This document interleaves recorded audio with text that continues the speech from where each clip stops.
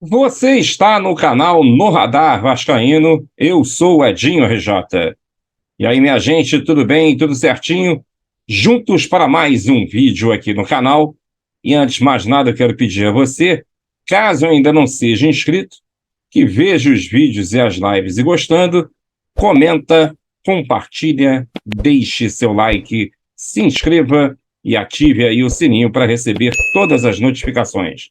Se você quiser ajudar o canal, seja membro e faça parte do nosso grupo de WhatsApp. É só você ir na aba Comunidade e baixar o link. Aproveita e segue também a gente nas redes sociais, no Instagram, @NoRadarVascaíno, e no Twitter, @radar_Vascaíno. E demais ajudas você pode fazê-lo enviando aí um Pix para a chave noradarvascaíno@gmail.com. noradarvascaíno@gmail.com. O banco é o Banco Inter. Inclusive, você tem aqui ó, o QR Code. É só você apontar a sua câmera que você consegue também nos ajudar.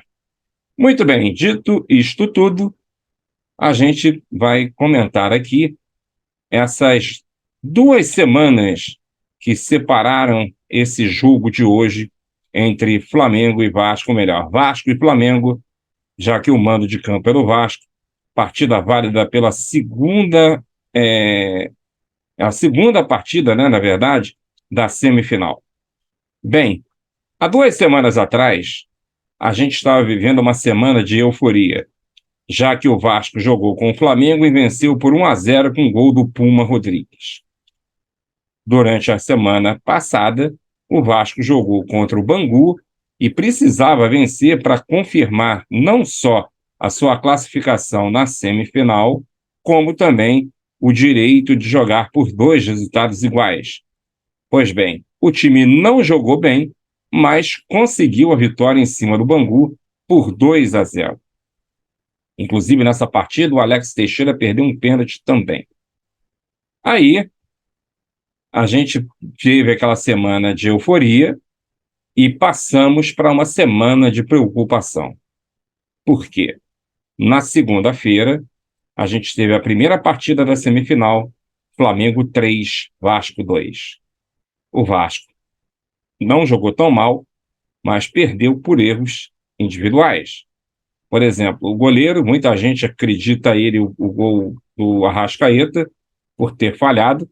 Eu não achei, mas a opinião minha, e respeito quem tem a opinião de que ele falhou, que ele meteu a mão mole, não acho. No segundo gol, ele teve aquela saída de bola que, ao meu ver, ele poderia ter dado uma pancada, entregou para o Capasso simplesmente errou o passe entregando no pé do Pedro, e o Pedro meteu o 2-1 de virada ali. E no terceiro gol, aí sim eu achei uma falha do Léo Jardim e do Puma que não marcou direito, e o Léo Jardim porque deixou a bola cruzar a pequena área, não saindo. Aí o jogador do Flamengo veio por trás, meteu de cabeça, 3-2, e aí a gente acabou perdendo a vantagem de jogar por 2 empates, não por 2 resultados iguais. Continua. Se o Vasco ganhar o jogo de amanhã, ele está classificado para a final do estadual. Aí veio o grande jogo que foi a preocupação geral. Ninguém, mas ninguém esperava que o Vasco perdesse a vaga na última quinta-feira para o ABC de Natal, uma partida que era válida pela segunda fase da Copa do Brasil. No meu modo de ver, o Vasco jogou com o que tinha de melhor no plantel naquele momento.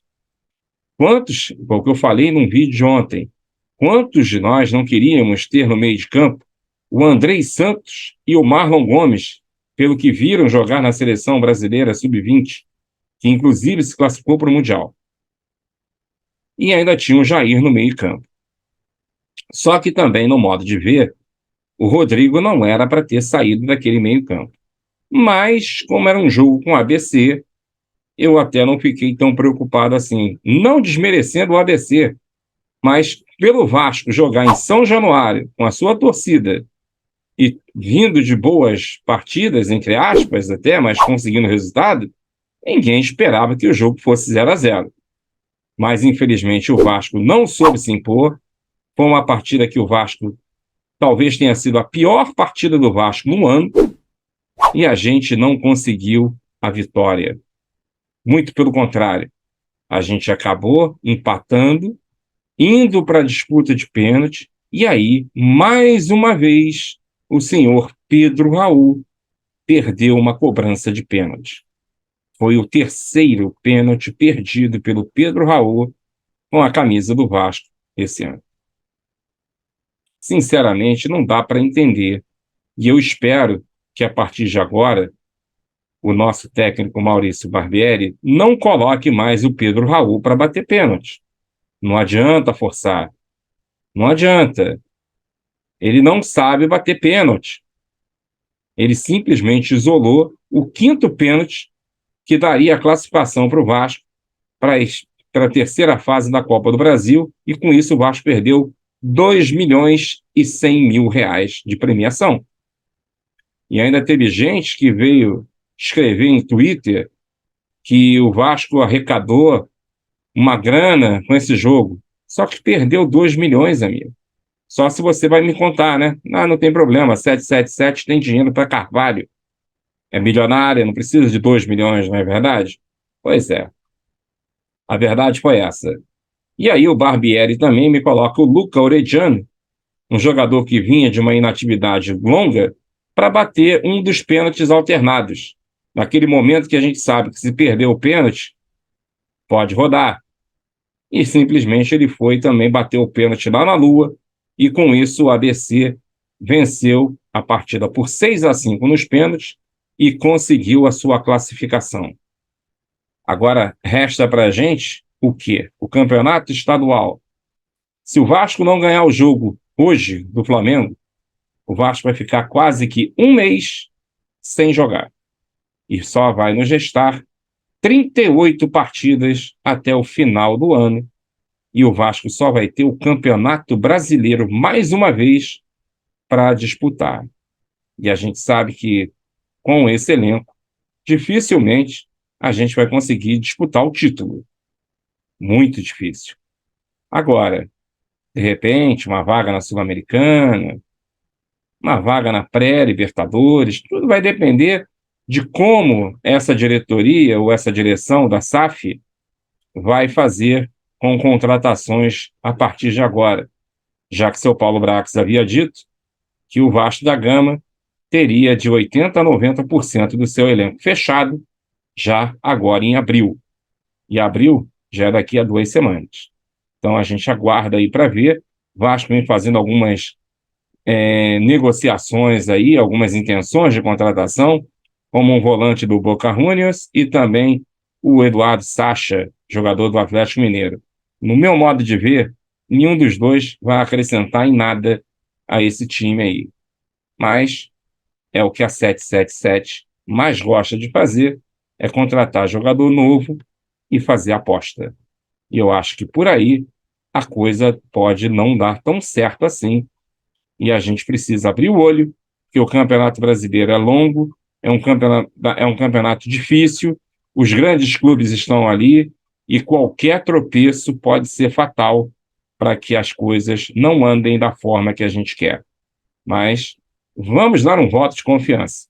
Espero que o Vasco vença a partida hoje e consiga a classificação para a final, já que o Fluminense ontem meteu 7-0 no Volta Redonda, com direito a 4 gols de Germancano. Apenas. Germancano, lembra? Aquele que não sabia bater pênalti, que aí o Vasco mandou embora, né? Não quis acertar o contrato com o rapaz, e ele foi pro Fluminense. Aí veio o Pedro Raul agora, né? Que bate pênalti, não consegue fazer, e talvez aí, em bola rolando também é difícil dele fazer gol. Mas é a realidade. Bem, minha gente, lembrando a você que logo mais às 5 da tarde, a gente está de volta fazendo o pré-jogo de Vasco e Flamengo. A partir de 7 horas, a gente vai ter a live do intervalo. E fique ligado, porque você não vai ser notificado que às 9 da noite, aliás, às 8 da noite, repetindo, às 20 horas, a gente está de volta com pós-jogo de Vasco e Flamengo. E aí a gente espera que com a vitória do Vasco, e a gente conseguindo aí a vaga para a final contra o Fluminense. Conto com você, deixa seu like, se inscreva e ative o sininho para receber as notificações. Um forte abraço e a gente se vê. Valeu!